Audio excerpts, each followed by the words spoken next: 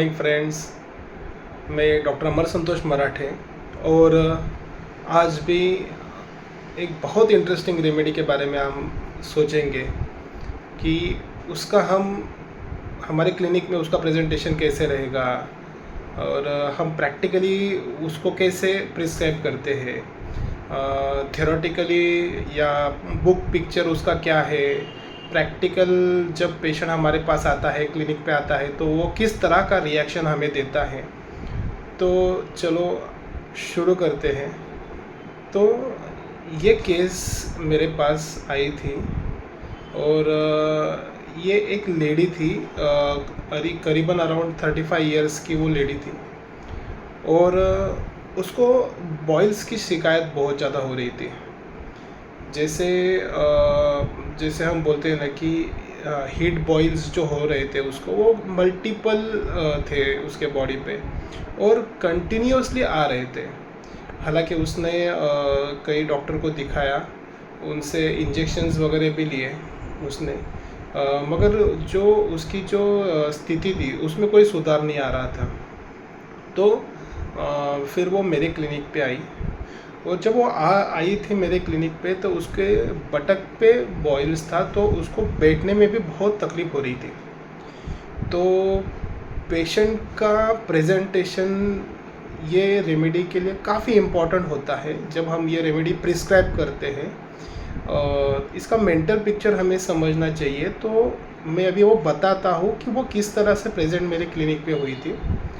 तो वो दोनों हस्बैंड एंड वाइफ दोनों साथ में मेरे क्लिनिक पे आए थे और जैसे मैंने शुरुआत की कि बताओ कि आपको क्या परेशानी हो रही है, तो उसने काफ़ी पेनफुल एक्सप्रेशंस मुझे दिए कि सर ये बैठने में तकलीफ़ हो रही है और ये फोड़े आ रहे हैं, उनमें पस निकलता है और मैं कुछ कर नहीं पा रही हूँ और उसकी वजह से ना बुखार भी आ रहा है, कंटिन्यूसली बुखार भी आ रहा है। तो मैंने बोला कि ये कब से चालू है? तो उसने बोला कि करीबन अभी 1 महीना हो गया सर, इसके लिए मैं ट्रीटमेंट कर रही हूँ मगर ये जा नहीं रहा है। तो मैंने बोला कि जैसे एक सवाल मेरे दिमाग में आया, तो मैंने धड़ाम से वो सवाल उसको पूछा कि आपके ज़िंदगी में क्या दर्द है? तो ये सवाल जैसे मैंने उसको पूछा तो उसने तुरंत एक रिएक्शन दी और वो रिएक्शन ऐसी थी ना कि उसने चुटकी बजाई और बोला कि ये, जैसे ये था ना, ये मेरे लिए भी अनएक्सपेक्टेड था कि ये क्या रिएक्शन है। अचानक से उसने ऐसा बोला कि ये यानी उसके बाजू में बैठा हुआ उसका हस्बैंड, इनकी वजह से काफ़ी परेशान हूँ डॉक्टर साहब मैं। ये कुछ काम नहीं करते हैं, सारा काम मैं ही करती हूँ। दिन भर सुबह में उठ जाओ, इनके लिए नाश्ता करो और ये सब चीज़ें इनके लिए करो और ये कोई हेल्प नहीं करते हैं मेरी। तो आदमी परेशान नहीं होगा तो क्या होगा? तो थोड़ा मैं भी अचरज में आ गया कि यार ये क्या रिएक्शन है पेशेंट का। फिर भी मैंने उसको समझने की कोशिश की कि ये काम नहीं करते यानी क्या करते हैं, क्या जॉब है इनका। तो ये बोल रही है कि ये सर ये वॉचमैन है और इनकी नाइट ड्यूटी होती है। तो क्या होता है ना, ये नाइट में जाते हैं और सुबह जब आते हैं तो सो जाते हैं और घर पे बहुत सारी चीज़ें होती है ना डॉक्टर साहब। जैसे हमारा सब्जी ठेले का बिज़नेस है, तो वो मैं बेचने के लिए जाती हूँ। तो मुझे भी ऐसा लगता है ना कि जब मैं सुबह में काम करके सुबह अगर ये लेके जा रही हो सब्जी मंडी बेचने के लिए, तो एटलीस्ट इन्होंने कुछ तो हेल्प करनी चाहिए मेरी कि चलो मेरे साथ में आओ। आप नहीं आ सकते हो तो एटलीस्ट सुबह में वो सब्ज़ी साफ़ करना या वो बाकी के सब बहुत सारी चीज़ें होती है डॉक्टर साहब। तो ये चीज़ें करने के लिए ये कोई हेल्प नहीं करते, बस खाली आके सो जाते हैं। और इनको मैं जब भी बोलती हूँ ना कि चलो मेरे साथ में चलो आप, अभी ये जब से मेरे ये तकलीफ़ हो रही है तो मैंने उनको बोला कि मुझे काफ़ी तकलीफ़ हो रही है तो मुझसे वो ये नहीं हो रहा है, तो ये बोल रही है ना कि तू काम पे मत जा, छोड़ दे, घर पे बैठ। तो अगेन मेरे को बहुत गुस्सा आता है इनके ऊपर कि यह कैसा आदमी है। जैसे मैं तो बोल रही हूँ ना कि इन जैसा आलसी निकम्मा आदमी मैंने देखा नहीं है, कुछ करते नहीं है। और जब दर्द होता है तो मेरी काफ़ी चिड़चिड़ होती है, बहुत गुस्सा आता है और पूरा का पूरा गुस्सा मैं इनके ऊपर निकाल देती हूँ। मेरे से सहन नहीं होता है डॉक्टर साहब ये दर्द।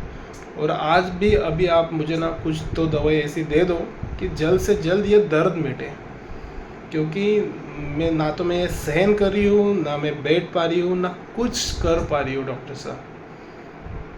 तो ये उसका प्रेजेंटेशन था। थ्रू आउट केस में मुझे एक एंगर फीलिंग उसकी दिख रही थी और मैंने उसको एक रेमेडी दी और वो रेमेडी हमारे क्लिनिक में मिलती है। चलो एक और केस बता देता हूँ कि एक और ऐसी ही एक केस मेरे पास आई थी, ऐसी नहीं थी, थोड़ा उसका एंगल अलग था कि उसको ब्रेस्ट में काफ़ी पेन होते थे बिफोर मेंसेस के आने के पहले करीबन 15-20 दिन से उसको पेन आना शुरू होता था और मेंसेस तक वो जैसे मेंसेस आते थे तो वो चलता था, मेंसेस आने के बाद में वो कम होता था, वापस से 20 दिन के बाद में दर्द। तो आप समझो कि ये कितनी दिक्कत हो रही थी उसको, कि इतना सब पेन उसको हो रहा था। और वो बोल रही थी ना सर, कपड़ा भी सहन नहीं होता है।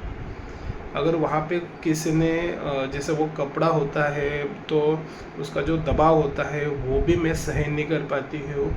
और जैसे मेरी एक छोटी बच्ची है, तो कल क्या हुआ ना डॉक्टर साहब कि वो मैं सो रही थी दर्द की वजह से, और वो अचानक से मेरे पास आ गई और धड़ाम से वो मेरे छाती पे जैसे वो सो गई। तो इतना ज़ोर से मेरे को दर्द हुआ ना डॉक्टर साहब, तो एक सडनली मैंने उसको एक रपाट दे दिया। उसके बाद में वो रोने लगी। मुझे भी समझ में नहीं आ रहा था कि यह क्या हुआ, मुझे भी बुरा लगा उसके बाद, मगर ना मैं ये सहन नहीं कर पा रही हूँ डॉक्टर साहब, इतना दर्द होता है। तो मैंने और उनके बारे में थोड़ा पूछा कि थोड़ा और बताओ मुझे कि आपके स्वभाव के बारे में थोड़ा बताओ। तो उसने बोला कि स्वभाव डॉक्टर साहब कैसा है, जब दर्द होता है ना तो चिड़चिड़ बढ़ जाती है मेरी, मैं सहन नहीं कर पाती हूँ दर्द, और मुझसे अभी ये सहा भी नहीं जा रहा है ना। देखो ना आप कंटिन्यूसली अगर कोई किसी को अगर 20-20 दिन से, अगर महीने में 20 दिन अगर दर्द हो रहा है तो वो कैसे सहन कर पाएगा। तो ये सब चीज़ें मेरे साथ में हो रही है। तो मैंने बोला कि और लाइफ में क्या चालू है, किस चीज़ से आप परेशान हैं, ऐसी कौन सी चीज़ है जो आपको दर्द दे रही है। तो उसने बोला कि नहीं सर, ऐसा कुछ भी नहीं है, लाइफ तो बहुत अच्छे से चल रही है। मैं और मेरे हस्बैंड दोनों जॉब करते हैं। मैं शिक्षिका हूँ, वो भी टीचर है, तो ऐसा सवाल तो कुछ आता नहीं है। और घर पे यानी हमारे फैमिली में हम 5 लोग हैं। मेरे फादर इन लॉ है, मेरे 2 बच्चे हैं और हम दोनों, ऐसे 5 मिलकर ही हम घर पे होते हैं। तो ये सब चीज़ें हैं। तो मैंने बोला भी और क्या होता है, कैसे जब दर्द होता है तो आपके रिएक्शंस में क्या बदलाव आता है, आपके स्वभाव में क्या क्या बदलाव आता है, क्या होता है। तो उसने बोला कि दर्द में ना ये गुस्सा मेरा से कंट्रोल नहीं होता है। जैसे अभी हाँ फ़िलहाल की बात है, जैसे हमारा 2 माले का घर है, हम नीचे रहते हैं, हमारे फादर इन लॉ ऊपर रहते हैं।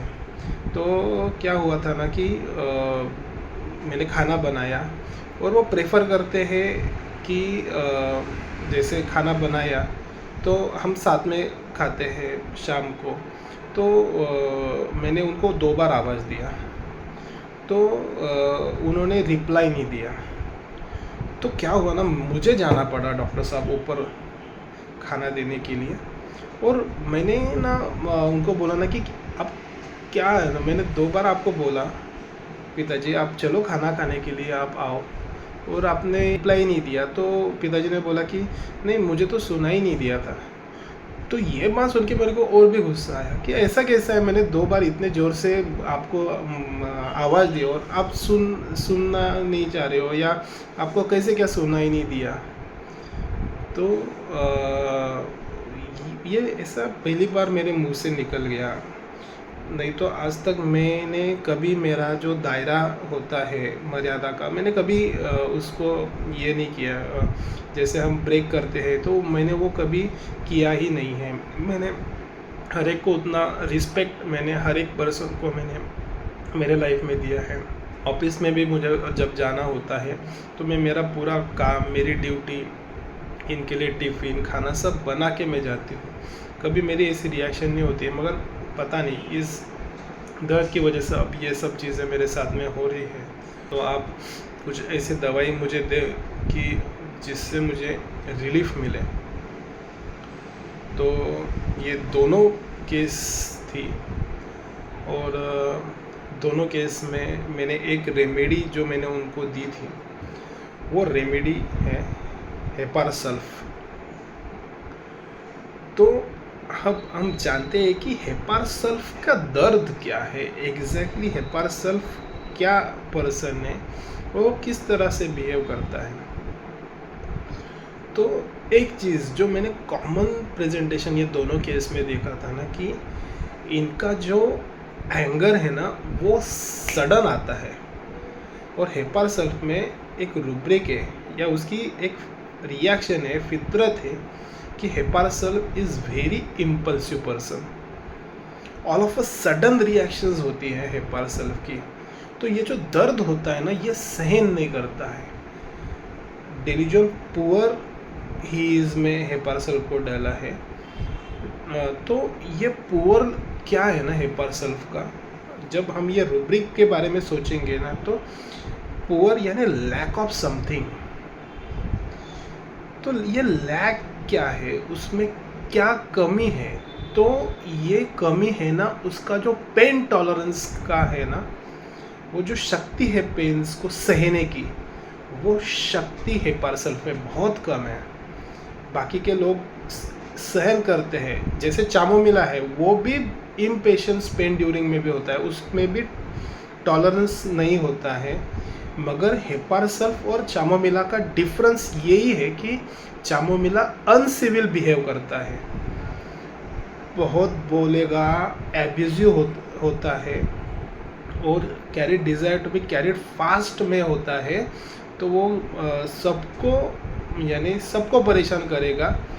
मगर हेपार सल्फ में इम्पल्स के साथ में जो एंगर उसका होता है, उसके साथ में एक मॉरल्स भी उसके साथ में जुड़ता है। जैसे उसको जब पता चलता है कि मैंने ये गलत किया है, द राइट एंड रॉन्ग का जो कन्फ्लिक्ट है ना, वो हेपार सल्फ में हमें नज़र आता है, सेंसिटिव टू मॉरल इम्प्रेशंस। बहुत जवाबदारियाँ, जिम्मेदारियाँ हेपार सल्फ अच्छे से लेके चलता है फैमिली की।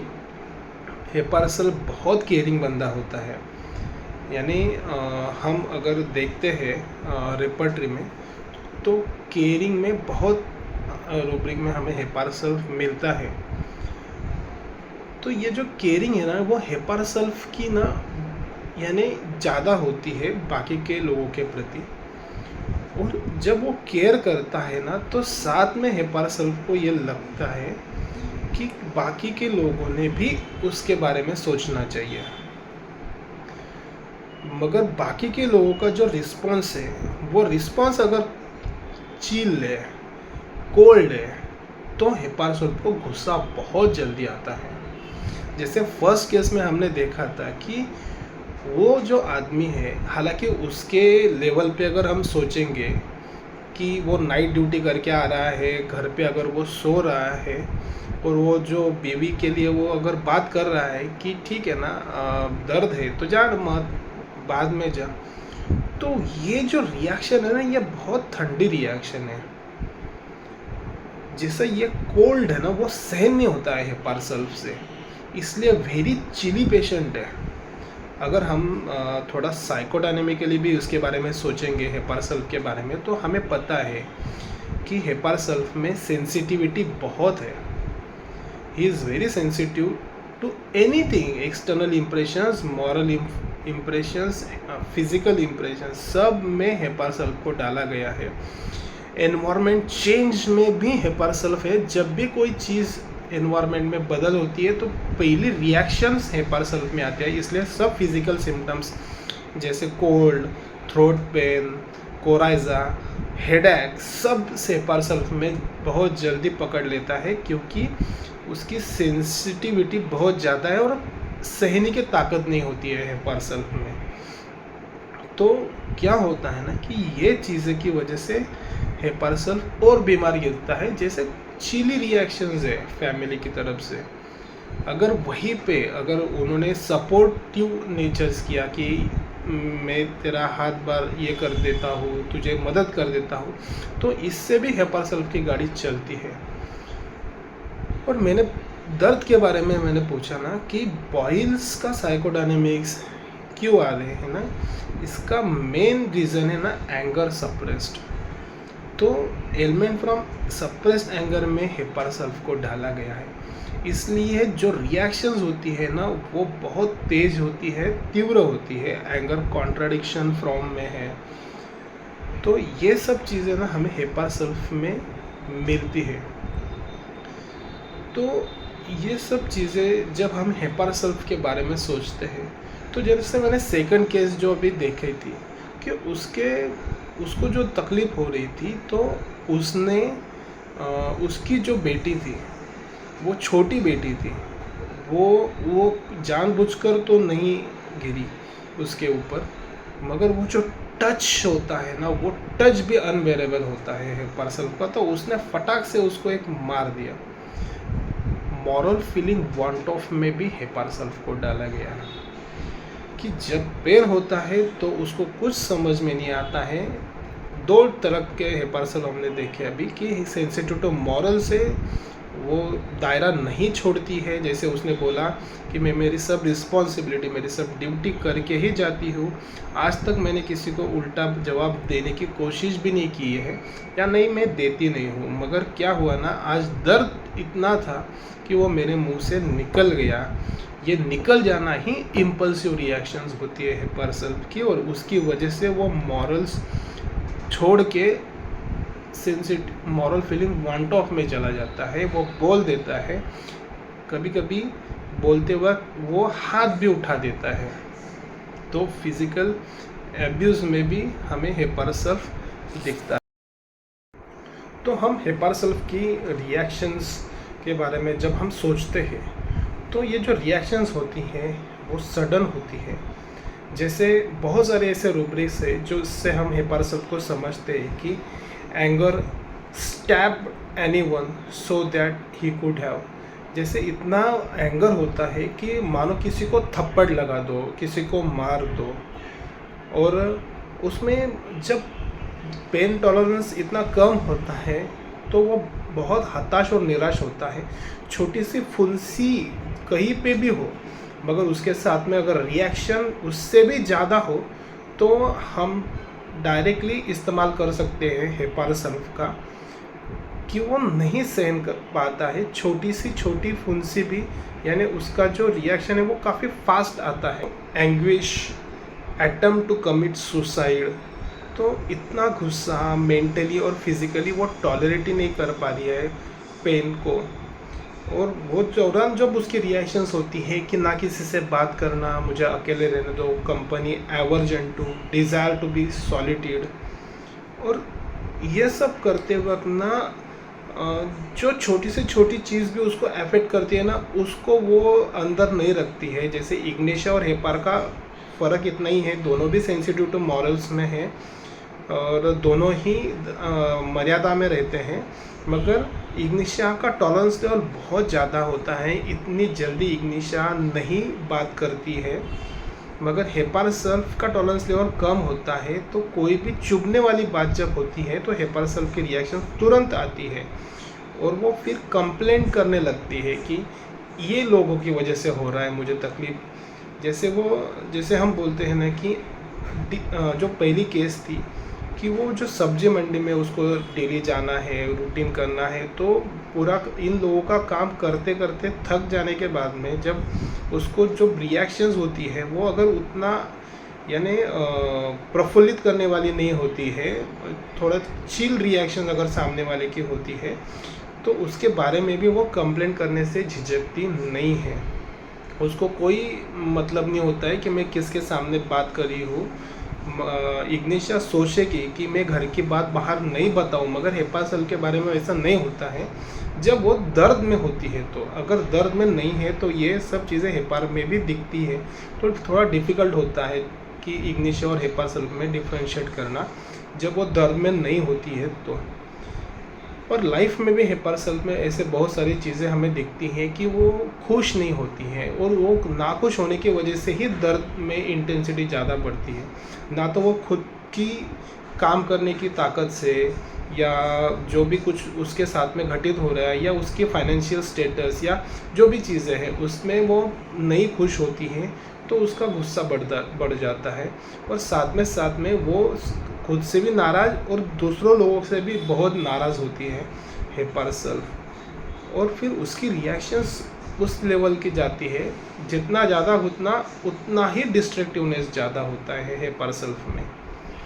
जैसे हमने देखा है कि एक रूब्रिक है कि wants to set things on fire, कि सब जला दो,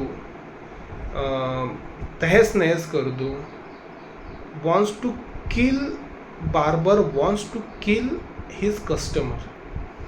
ये क्यों हो रहा है ना उसके साथ में, क्योंकि ये इम्पल्सिव बिहेवियर है। अंदर से दिमाग से ये सोच आ रही है उसकी कि अभी ये मुझे सहन नहीं हो रहा है।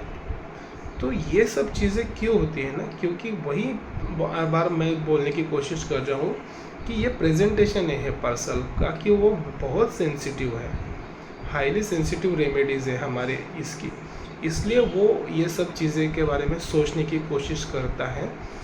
मगर एक चीज़ थोड़ा हम जानेंगे कि हेपा सेल ये कर रहा है ना, तो उसके पीछे उसका जो रीज़न है वो बहुत जस्टिफाइड होता है। यानी बात भी करेगा हेपा सेल तो ऐसा नहीं हमें लगेगा कि ये कुछ उटपटांग सी बात कर रहा है, इसकी बातें करने में कोई सर पैर नहीं है, या ये जैसे हम बोलते हैं ना कि बिना काम के ही गुस्सा कर रहा है, मगर ऐसा नहीं होता है। उसका गुस्सा जायज़ होता है, उसके पीछे का रीज़न भी वो देगा, और वो हमें पटने जैसा होता है। इसलिए हेपा सेल ऑब्जेक्टिव रीजनेबल में डाला गया है। ये बहुत इम्पोर्टेंट बात है। जैसे फर्स्ट केस में उसने बताया था कि एक औरत क्या क्या करेगी ना डॉक्टर साहब, घर का भी करो, इनका भी देखो, सब्जी मंडी सब्जी बेचने के लिए भी जाओ, तो दिल नहीं करता है क्या कि इन्होंने मुझे मदद करनी चाहिए। तो ये जो बात है वो बहुत ऑब्जेक्टिवली पटने जैसी है, रीज़नेबल बात की है उसने, और ये हमें भी टच होता है कि नहीं, ये जो बोल रही है उसको हेल्प भी चाहिए, और ये बहुत अच्छे से बात करके ये सब चीज़ें बता देती है। गुस्से में भी ऑब्जेक्टिव रीजनेबल हेपा सेल होती है। तो ये चीज़ें हमें हेपा सेल में मिलती हैं। तो आई होप आपको ये वीडियो से हेपा सेल निकालने में बहुत मदद होगी, और हेपा सेल हम प्रिस्क्राइब भी करेंगे अगर ये प्रेजेंटेशन हमारे क्लिनिक में मिलता है तो धन्यवाद। ऐसे ही आगे बहुत सारे वीडियोस में लेके आने वाला हूँ जो कि बहुत प्रैक्टिकल है, और हम रूटीनली ये देते हैं, चाहे वो कोराइजा की केस हो, हेडेक की केस हो, साइनस की केस हो, या जॉइंट पेन की केस हो। रिएक्शन पेशेंट का इम्पोर्टेंट है। अगर रिएक्शन पेशेंट का इतना ही तेज़ है, दर्द सहने की ताकत नहीं है पेशेंट में, वो दर्द की वजह से हताश हो रहा है, एंग्विश हो रहा है, और बोल रहा है कि इससे मैं मरूं तो अच्छा है, तो एक बार हम हेपा सेल के बारे में सोच सकते हैं। इतना वो रिएक्टिव पेशेंट है। तो यही वीडियोस हम आगे भी आप पहुंचाओ, आपके जो भी ग्रुप्स हैं उनमें शेयर करो कि बहुत सारे लोगों को ये होम्योपैथी के बारे में नॉलेज मिले और बहुत सारे लोग टर्न आउट हो होम्योपैथी के लिए। तो बेसिक एम जो ये वीडियो बनाने का ये है कि जैसे हमारे सर है, उन्होंने मुझे सिखाया था, डॉक्टर बिलन राव सर, कि homeopathy should be the first priority of the patient, कि आगे चल के ना होम्योपैथी प्रायोरिटी होनी चाहिए पेशेंट की, और इसके लिए ये वीडियोस इम्पोर्टेंट है। तो आपने ये वीडियोस देखा उसलिए थैंक यू, और जो भी आपके सवाल है वो आप कमेंट सेक्शन में भी आप लिखो। धन्यवाद।